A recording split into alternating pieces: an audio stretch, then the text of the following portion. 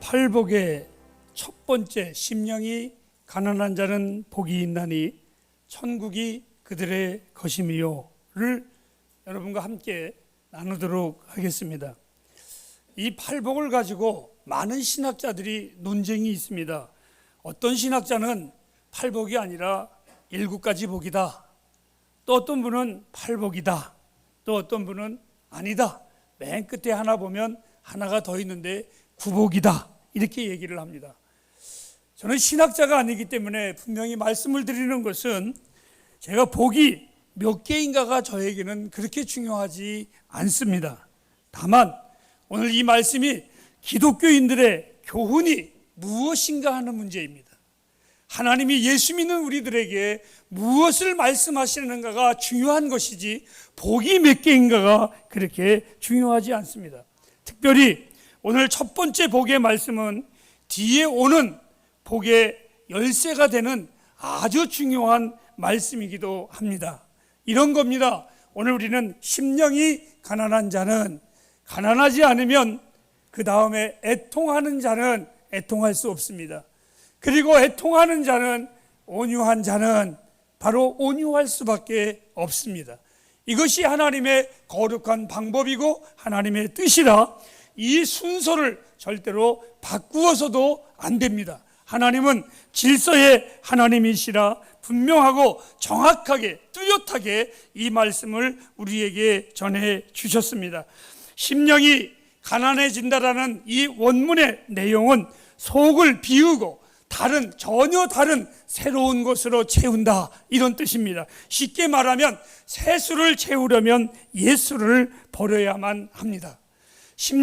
가난한 심령이 가난이란 말을 절대로 오해하지 마시기를 바랍니다. 어느 이가 이렇게 표현을 하는 이가 있습니다. 목사님, 가난한 자는 복이 있나니? 아닙니다. 여러분, 성경은 아무 데서도 가난이 좋은 것이라고 가르치지 않습니다.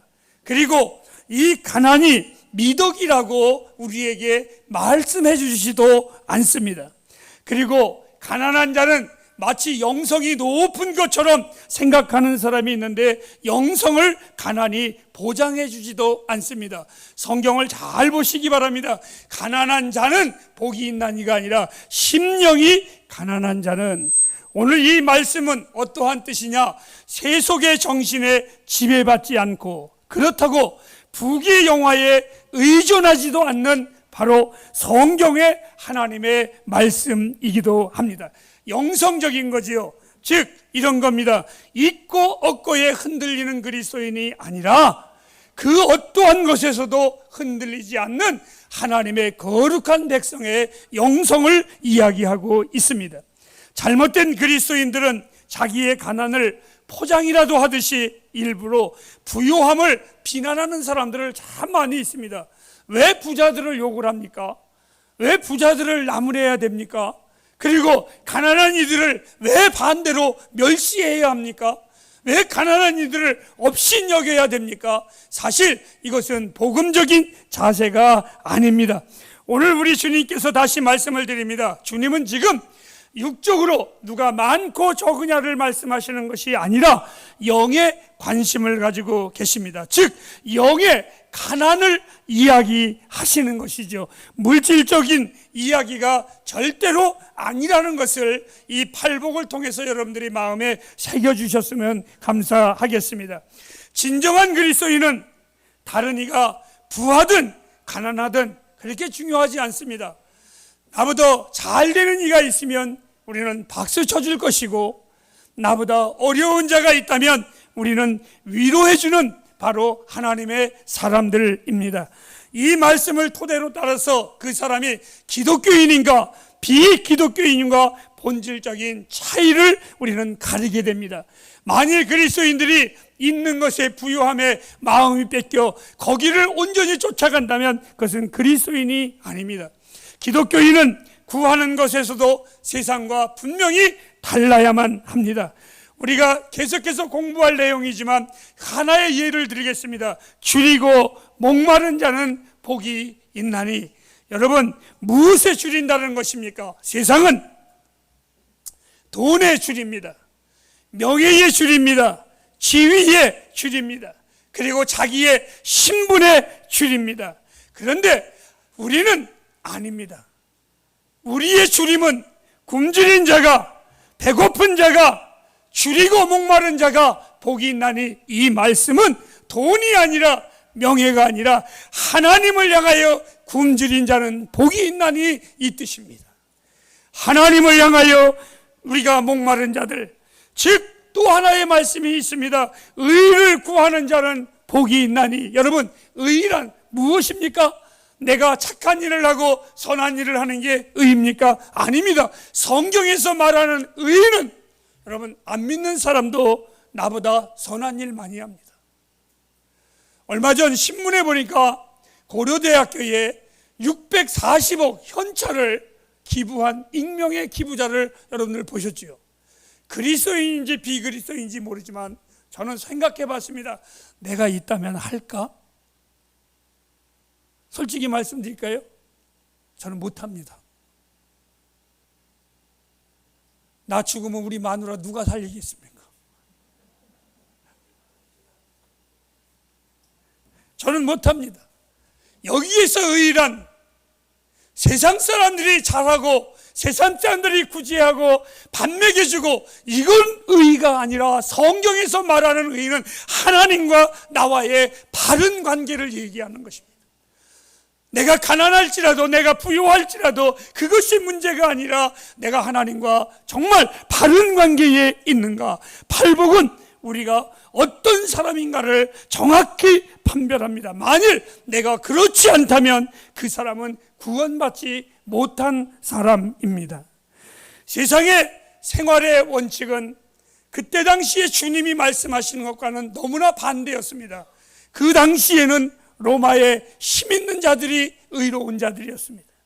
그리고 눈물을 흘리는 자가 복 있는 자가 아니라 웃는 자가 복이었었습니다. 그때 당시에는 굶주린 자가 복이 아니라 배부른 자가 복이었고, 없는 자가 복이 아니라 권세 잡은 자가, 그들의 신념 속에서는 다 복의 개념을 가지고 있었습니다. 오늘날 우리 생활의 원칙은 너 자신을 표현하고 늘 자신을 믿고 능력을 인식하고 내 능력을 보여주라고 자신의 신념을 공언하는 세대가 바로 그때나 지금이나 전혀 다를 것이 없습니다. 그런데 우리 주님께서 사랑하는 제자들을 모아놓고 세상과 정반대되는 이야기를 하셨습니다. 세상에는 인기 없는 말입니다. 세상에는 재미없는 말입니다. 그리스도인은 하나님께서 말씀하십니다. 너희들은 하나님과 정말 이 세상과 마주 서 있는 자들이 아니라 하나님과의 얼굴을 대하고 있는 자란다. 참으로 슬픈 이야기는 세상의 복의 기준이 오늘날 교회 안에서도 참 인기가 높고, 심령이 가난한 복은 별로 설교하지도 않고 재미도 없고 인기가 없습니다. 그저 잘 되기 바랍니다. 여러분을 축복받기를 바랍니다. 이래야지 아멘을 합니다. 제가 목사로서 때로는 농담도 잘하지만 우리 김영심 집사님이 병원에 잠시 가셨습니다. 아파서 전화를 해서 집사님이 반갑게 봐줘서, 제가 목사면 집사님 많이 아프시다면서요, 기도하겠습니다. 분명히 일어나실 겁니다. 이래야 목사로서 폼이 나는데, 제가 집사님 2주 휴가 맡으셨다면서요? 그랬더니 네 그러면서 막 웃으시는 거예요. 목사가 말을 하면 거룩하게 말을 해서 아멘을 드러내야 되는데 나는 웃음소리를 드러내는 그러한 인간적인 목사이기도 합니다. 여러분, 심령이 가난하다는 이야기는 사실상 인기가 없습니다.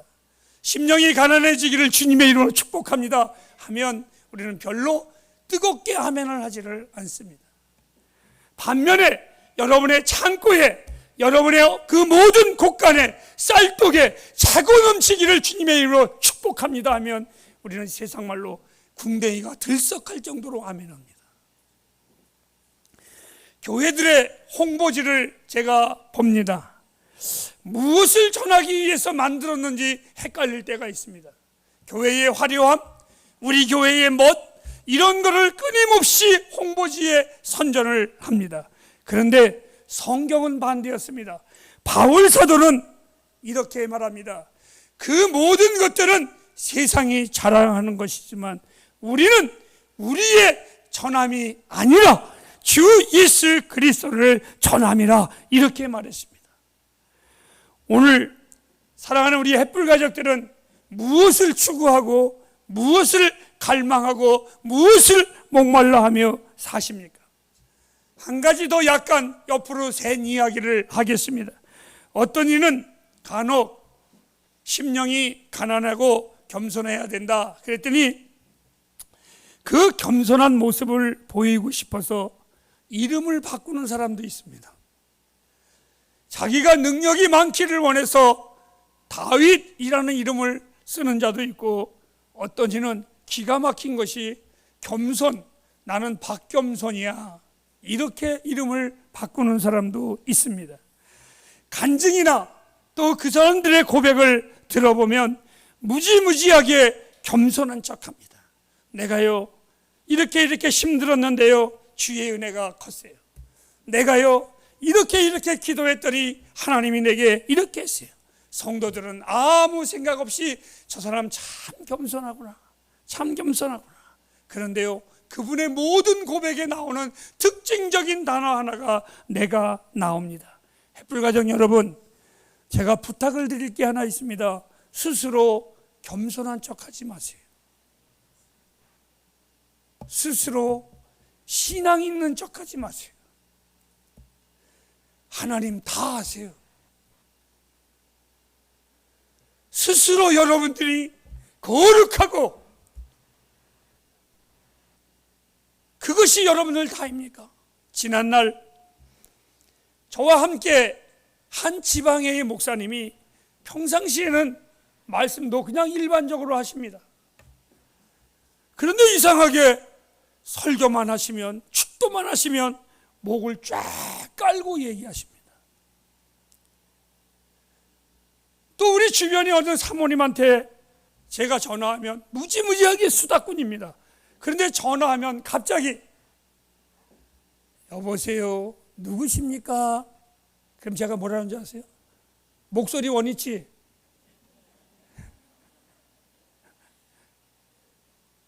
저도 짓궂지만 나는 그런 모습이 하나님이 원하시는 모습은 아닙니다.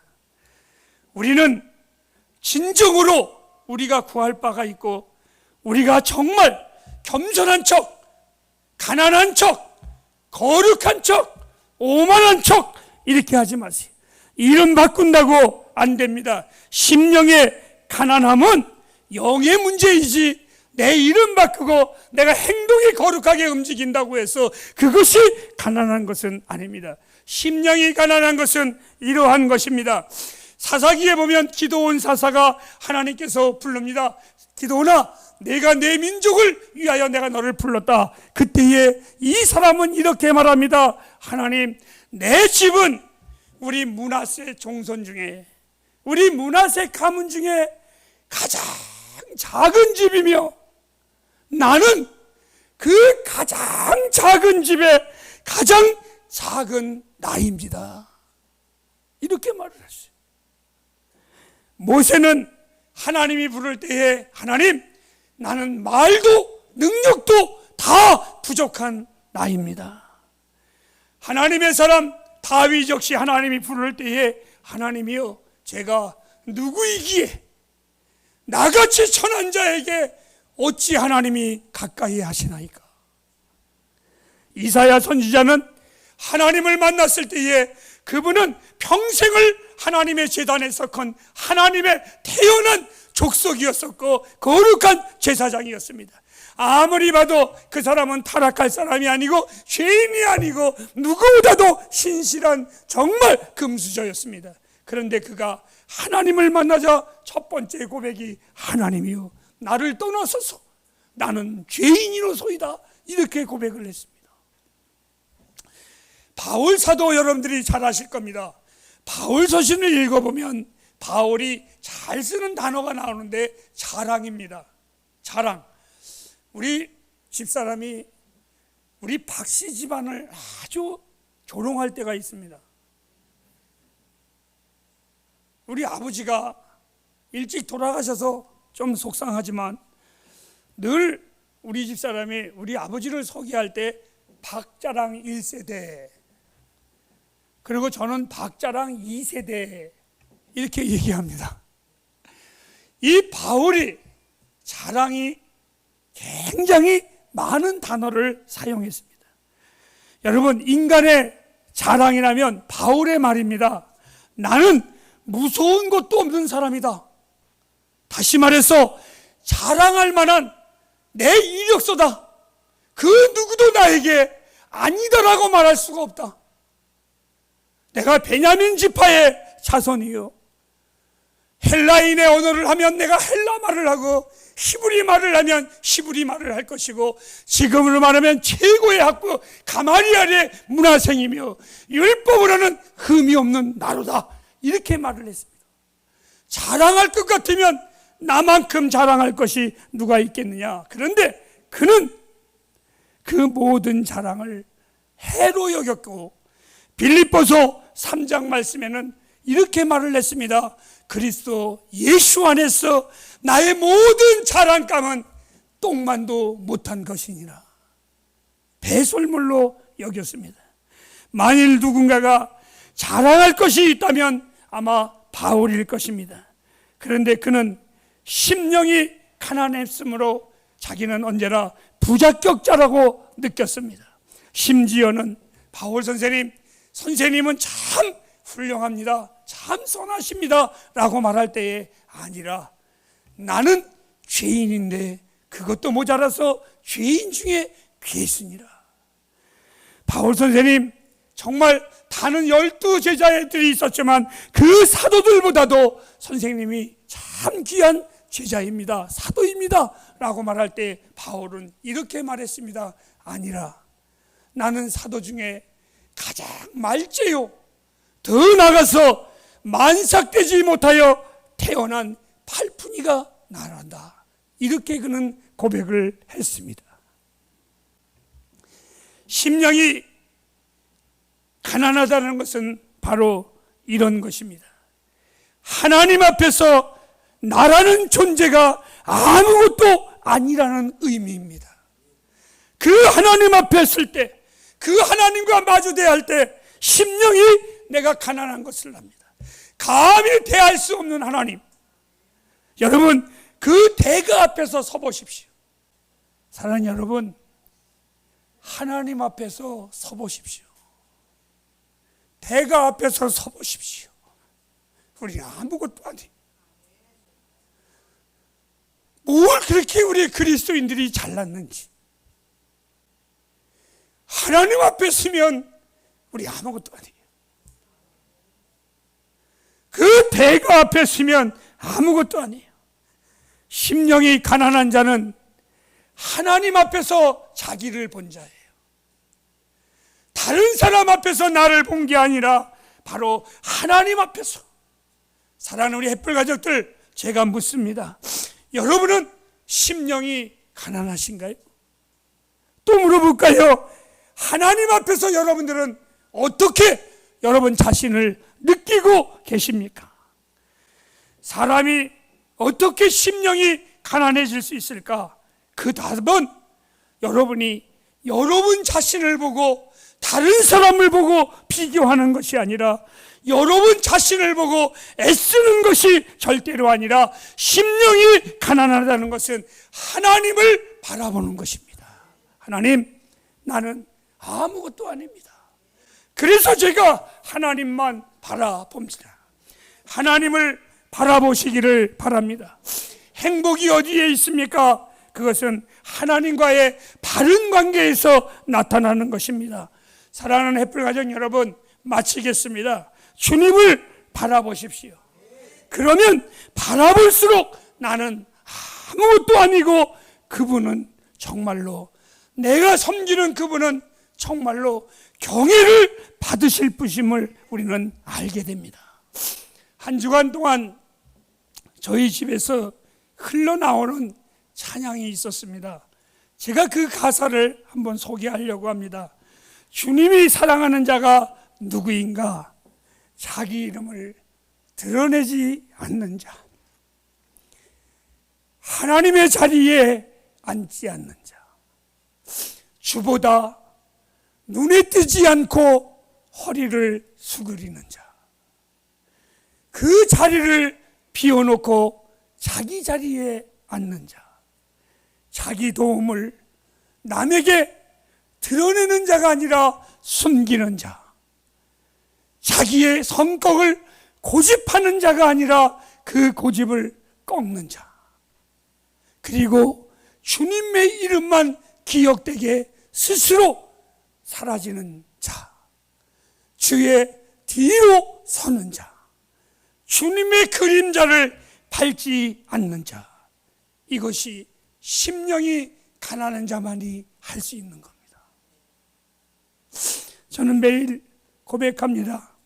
내 손에 하나님 아무것도 없으니 난 오늘도 주님만 부여잡고 주님만 바라보고 주님의 십자가를 부여잡습니다. 내게 필요한 것은 오직 하나, 주님만 있으면 내게는 됩니다.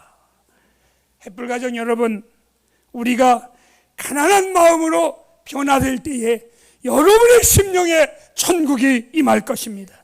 그리고 우리의 간절한 신앙의 최고봉 주님을 닮습니다. 이것이 진정한 복이 아닐까요? 기도하겠습니다.